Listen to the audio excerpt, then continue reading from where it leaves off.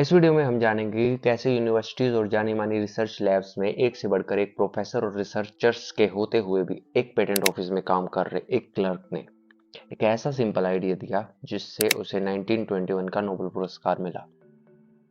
दोस्तों, साइंस में क्या ट्रूथ है उसको फिगर आउट करने का सिर्फ एक वे है। आप गैस करो कि मे बी ये ट्रूथ हो सकता है। अगर वो चीज एक्सपेरिमेंट से एग्री करती है तो वो ठीक है, अगर नहीं करती तो गलत है या फिर एटलीस्ट इनकम्प्लीट है। ऐसे समय पर एक नई थ्योरी की जरूरत पड़ती है। यही सिचुएशन सामने आई जब 1887 में हेनरी हर्ट्ज ने अपनी लैब में डिस्कवर किया कि अगर किसी मेटल के सरफेस पर लाइट पड़ती है तो उसके इलेक्ट्रॉन्स निकलकर बाहर आ जाते हैं। इस फिनोमेना को फोटो इलेक्ट्रिक इफेक्ट का नाम दिया गया। इस पर फर्दर एक्सपेरिमेंट्स हुए।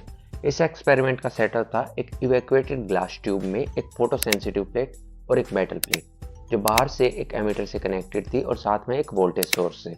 इस एक्सपेरिमेंट के रिजल्ट्स ने फिजिक्स कम्युनिटी को काफ़ी कंफ्यूजन में डाल दिया, क्योंकि जो उस टाइम प्रचलित वेव थ्योरी ऑफ लाइट थी उससे ये एक्सप्लेन नहीं हो पा रहा था। इस एक्सपेरिमेंट से चार ऑब्जर्वेशंस निकल के आई। सबसे पहली थी फोटो करंट और इंटेंसिटी ऑफ लाइट के बीच की वेरिएशन। एक्सपेरिमेंट में पाया गया कि जैसे जैसे इंटेंसिटी को इंक्रीज किया जाता है फोटो करंट बढ़ता है। इसका मतलब ये हुआ कि लाइट, अगर ब्राइट लाइट उस पर फॉल कर रही है तो करंट बढ़ रहा है, यानी कि ज़्यादा इलेक्ट्रॉन्स निकल के आ रहे हैं। और ऐसा वेव थ्योरी एक्सप्लेन नहीं कर पाई। वेव थ्योरी यहाँ पर फेल हो गई, क्योंकि वेव थ्योरी के अकॉर्डिंग ऐसा होता है कि जैसे ये मान लो मेटल सरफेस है और इस पे लाइट फॉल कर रही है, तो क्या है कि लाइट की इंटेंसिटी ज़्यादा होगी, तो इसका मतलब ये है कि वेव का एम्पलीट्यूड ज़्यादा होगा, यानी कि उस वेव में ज़्यादा एनर्जी होगी, लेकिन वो फॉल करेगी उस इलेक्ट्रॉन पर ही। अब इंटेंसिटी बढ़ाओगे तो उस इलेक्ट्रॉन पर फॉल करने वाली एनर्जी बढ़ जाएगी। तो इसका मतलब ये होगा कि वो इलेक्ट्रॉन जो निकल के आएगा वो ज़्यादा एनर्जी का होगा, यानी कि उसकी कुछ एनर्जी तो उसको निकलने में यूज़ हो जाएगी और बाकी की एनर्जी का वो काइनेटिक एनर्जी में कन्वर्ट कर लेगा, यानी कि उसकी काइनेटिक एनर्जी बढ़नी चाहिए, नंबर ऑफ इलेक्ट्रॉन्स नहीं बढ़ने चाहिए। वेव थ्योरी ये कहती है। सेकंड ऑब्जर्वेशन ये थी कि इंसिडेंट लाइट पड़ती है, इलेक्ट्रॉन्स निकलते हैं, इधर जमा हो जाते हैं, तो ये एक तरह से एक पूरा सेटअप बन जाता है, करंट मेजर हो जाता है। तो ये करंट, इसको कहते हैं photo current. Photo current collector plate के पोटेंशियल पे किस तरह से अफेक्ट देता है, क्योंकि देखो, अगर ये इलेक्ट्रॉन्स यहाँ से यहाँ ना निकले तो करंट होगा ही नहीं, क्योंकि वायर्स अलग हैं। तो जैसे जैसे हम कलेक्टर प्लेट पोटेंशियल बढ़ाते हैं तो क्या होता है कि इलेक्ट्रॉन्स को वो अपनी तरफ खींचने लग जाती है, लेकिन उसके लिए भी क्या होना चाहिए कि इलेक्ट्रॉन्स निकलने चाहिए। और इलेक्ट्रॉन्स कब निकलते हैं? जब इंसिडेंट लाइट पड़ती है। तो ऑब्जर्वेशन ये है कि एक तो ऑपोजिट पोटेंशियल ऐसा एग्जिस्ट करता है, यानी कि इसको पॉजिटिव की जगह नेगेटिव पोटेंशियल दें तो एक वैल्यू ऐसी है कि इसके बाद कोई करंट आता ही नहीं, फोटो करंट जीरो रहता है। ऐसा क्यों होता है? क्योंकि उस टाइम पे जो मैक्सिमम काइनेटिक एनर्जी वाला इलेक्ट्रॉन होगा वो भी इधर नहीं आ पाता है। तो इसका मतलब ये है, उसके बाद हम बेशक से इंटेंसिटी, ये जो अलग तीन कर्व्स हैं ये अलग अलग इंटेंसिटी ऑफ लाइट के लिए, तो इंटेंसिटी बढ़ा भी दें उससे कोई फर्क नहीं पड़ता, कोई इलेक्ट्रॉन आएगा ही नहीं। वेव थ्योरी क्या कहती है कि भाई इंटेंसिटी बढ़ाओगे तो काइनेटिक एनर्जी बढ़नी चाहिए, ये हमने इससे पिछले में देखा था। तो वहां पे फिर से वेव थ्योरी फेल हो गई। सेकंड ऑब्जर्वेशन ये है कि जैसे जैसे इंटेंसिटी बढ़ती है करंट की वैल्यू बढ़ती है, जो कि वो पहले वाला ही कर्व हो गया जो हमने पहले वाली स्ट्रेट लाइन देखी थी। और ये बीच का पोर्शन ये इस तरह से इंक्रीज हो रहा है। इसका मतलब ये है कि कभी कभी इलेक्ट्रॉन्स पे उतनी एनर्जी नहीं होती है, वो उधर तक नहीं पहुंच पाते, वो बीच में ही कहीं रह जाते हैं। तो कलेक्टर प्लेट का पोटेंशियल हम बढ़ाएंगे तो क्या होगा कि वो इलेक्ट्रॉन्स को खींच लेगा, तो जितने भी इलेक्ट्रॉन्स बाहर हैं वो सारे उधर जाने लग जाएंगे। तो उससे क्या होगा कि करंट बढ़ेगा, लेकिन फिर एक सैचुरेशन वैल्यू भी आ जाएगी। सैचुरेशन क्यों आएगी? क्योंकि जो इलेक्ट्रॉन्स निकल रहे हैं उनका नंबर इंटेंसिटी, एक गिवन इंटेंसिटी के लिए फिक्स है और वो टाइम पे डिपेंड नहीं कर रहा है। ऐसा नहीं है कि उसको ज़्यादा टाइम तक आप देते रहोगे एनर्जी, इंसिडेंट लाइट देते रहोगे तो इलेक्ट्रॉन्स ज़्यादा निकलने लग जाएंगे, ऐसा भी नहीं है। जो कि फिर से वेव थ्योरी का प्रेडिक्शन को फॉल्सिफाई करता है। इस एक्सपेरिमेंट की थर्ड ऑब्जर्वेशन ये थी कि अगर हम सेम इंटेंसिटी की लाइट रखें तो करंट, सैचुरेशन करंट तो सेम रहता है, जो मैक्सिमम करंट फ्लो हो सकता है वो सेम रहता है, लेकिन फ्रीक्वेंसी चेंज होने पर स्टॉपिंग पोटेंशियल चेंज हो जाता है। यानी कि हायर फ्रीक्वेंसी, इस केस में ये है कि न्यू थर्ड जो है सबसे ज़्यादा है, न्यू टू और न्यू वन, इस तरह की वेरिएशन है।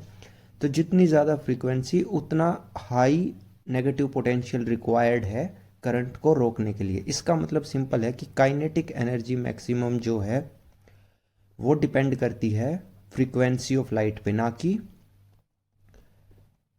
On frequency rather than intensity. Intensity पे डिपेंड नहीं करती बल्कि फ्रीक्वेंसी पे डिपेंड करती है। तो इसका मतलब ये हुआ कि वेव थ्योरी जो कि प्रेडिक्ट ये करती है कि काइनेटिक एनर्जी मैक्सिमम होनी चाहिए इंटेंसिटी के मैक्सिमम होने पर। इस एक्सपेरिमेंट की फोर्थ ऑब्जर्वेशन ये थी कि स्टॉपिंग पोटेंशियल, यानी कि वो पोटेंशियल, वो नेगेटिव पोटेंशियल जो अप्लाई करना पड़ेगा करंट को रोकने के लिए, वो फ्रीक्वेंसी के साथ इस तरह से चेंज होता है। जैसे ये मेटल ए, वो भी दो डिफरेंट मेटल्स के लिए दोनों सेम ही चीज़ फॉलो कर रहे हैं। वो ये है कि एक फ्रीक्वेंसी ऐसी एग्जिस्ट कर रही है जिससे कि पहले फोटो करंट ज़ीरो ही रह रहा है, यानी कि कोई स्टॉपिंग पोटेंशियल रिक्वायर्ड ही नहीं है करंट को रोकने के लिए, यानी कि वहाँ पे करंट है ही नहीं। लेकिन जब फ्रीक्वेंसी बढ़ती है उस मिनिमम वैल्यू से, इस फ्रीक्वेंसी को हम कह सकते हैं थ्रेशोल्ड फ्रीक्वेंसी। तो हमने देखा कि एक थ्रेशोल्ड फ्रीक्वेंसी एग्जिस्ट करी है। ये हमने पहली ऑब्जर्वेशंस में भी देखा था कि एक मिनिमम फ्रीक्वेंसी चाहिए जिससे आगे ही फोटो करंट हो रहा है, यानी कि इलेक्ट्रॉन्स उससे आगे ही निकल रहे हैं। यहाँ भी वेव थ्योरी फेल हो रही है, क्योंकि वेव थ्योरी तो ये कहती है कि भाई इंटेंसिटी बढ़ाओ, एनर्जी बढ़ेगी, एनर्जी बढ़ेगी तो इवेंचुअली इलेक्ट्रॉन्स निकल ही जाएंगे। और एक छोटी सी सिंपल सी ऑब्जर्वेशन ये भी थी कि इसमें एक और चीज़ है कि ये लीनियर वेरिएशन है, यानी बिल्कुल डायरेक्टली प्रोपोर्शनल है थ्रेशोल्ड फ्रीक्वेंसी के बाद स्टॉपिंग पोटेंशियल, यानी कि जो स्टॉपिंग पोटेंशियल है वो कहीं ना कहीं बिल्कुल प्रोपोर्शन में है, डायरेक्ट प्रोपोर्शन में है फ्रीक्वेंसी के। यानी कि जो काइनेटिक एनर्जी मैक्सिमम है वो फ्रीक्वेंसी से रिलेटेड है, ना कि इंटेंसिटी से, जो कि हम पहले ऑब्जर्वेशंस में भी देख चुके हैं। फिफ्थ ऑब्जर्वेशन ये है कि फोटो इलेक्ट्रिक इफेक्ट एक इंस्टेंटेनियस इफेक्ट है, यानी कि जैसे ही लाइट पड़ी, अगर वो थ्रेशोल्ड फ्रीक्वेंसी से ज़्यादा फ्रीक्वेंसी की लाइट है तो इलेक्ट्रॉन्स एकदम से निकल के आएंगे। वेव थ्योरी क्या प्रेडिक्ट करती है कि भाई वेव्स गिरेंगी, हर एक इलेक्ट्रॉन को इनफ एनर्जी मिलेगी, फिर वो निकल के आएगा।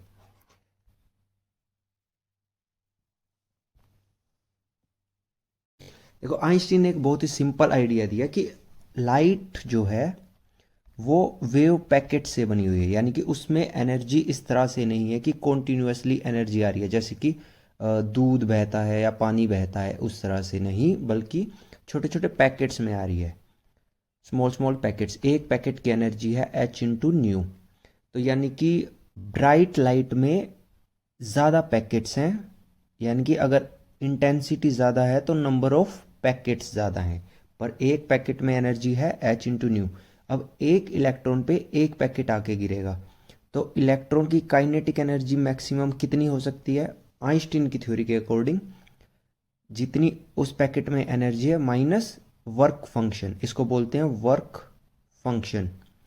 ये क्या रिप्रेजेंट करता है?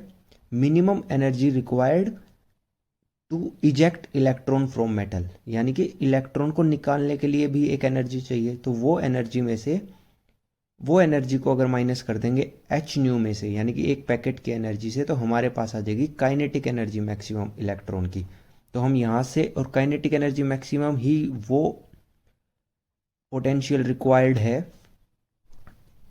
करंट को रोकने के लिए। तो इससे अब वो चारों के चारों ऑब्जर्वेशंस को इजीली एक्सप्लेन किया जा सकता है।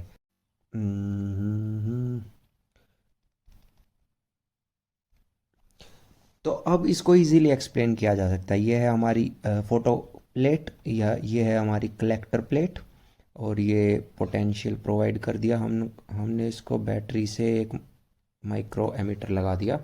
ये ग्लास ट्यूब में है, इवैक्यूएटेड ग्लास ट्यूब के अंदर। तो क्या होगा, अब सिंपल है, बहुत सारे पैकेट्स आ रहे हैं एनर्जी के।